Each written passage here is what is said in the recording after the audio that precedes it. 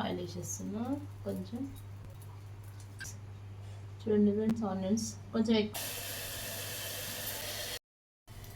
Simple egg fry అనమాట. దీంట్లో పెద్ద కాంప్లికేషన్స్ ఉండవు.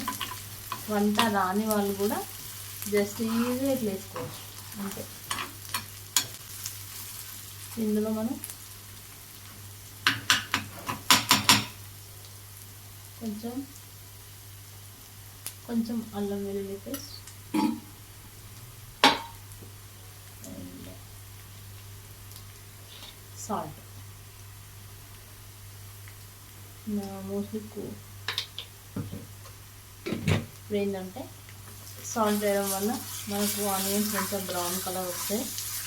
అండ్ అల్లం వెల్లుల్లి పేస్ట్ ఫర్ టేస్ట్ గురించి అన్నమాట. సో ఈ రెండు వేసి కొంచెం ఫ్రై అయ్యిద్దాం మంచిగా. ఇవి కూడా ఇంకా కొంచెం ఫ్రై అయిపోయిందంటే ఇంకా మంచి బ్రౌన్ కలర్ వచ్చేస్తాయి ఆనియన్స్. అప్పుడు టేస్ట్ ఇంకా బాగా వస్తుంది. సో మనకు ఆయిల్ అంతా చేస్తుంది. చాలా మంచిగా బ్రౌనిష్ కలర్లో అయిపోయింది. ఇట్లా వచ్చేదంటే మనకు మంచి టేస్ట్ వస్తుంది. సో ఒక టిప్ చెప్తే ఏంటంటే ఈ స్టేజ్లో మనం కారం వేసినాం అనుకో, కారం మాడిపోయే ఛాన్స్ ఉంటుంది. సో కారం ఏంటి ఫస్ట్ ఎగ్స్ వేయాలి. ఎగ్స్ కొంచెం మంచిగా బాయిల్ అయినాక కారం కొంచెం మీద జల్లేసిందంటే ఈ ఆవిరికి కారం ఉడికిపోతుంది. ప్లస్ చూసారా ఎగ్స్ వేసేసిన.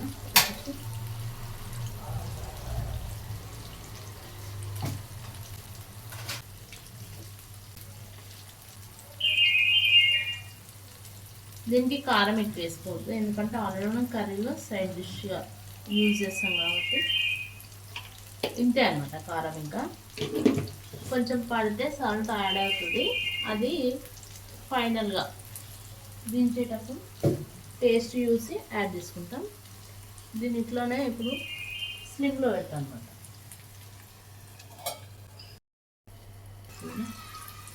దీన్ని మనం మెల్లిగా స్లోగా టర్న్ చేసుకోవాలి.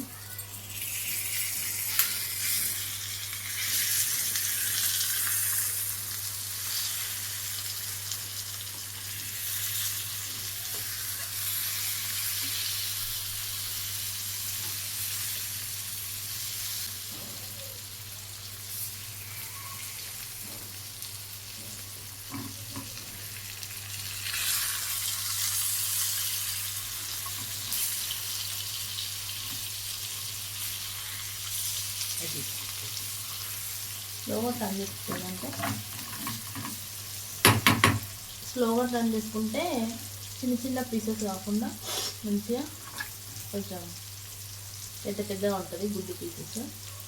ఇట్లా ఉంటేనే బాగుంటుంది అన్నమాట. ఇట్లా ఇంకా కొంచెం 2 to 3 minutes బాయిల్ చేద్దాము. చేస్తే మంచిగా గుడ్డు ఫ్రై రెడీ అయిపోతుంది. జస్ట్ స్లిమ్లో పెట్టాలి.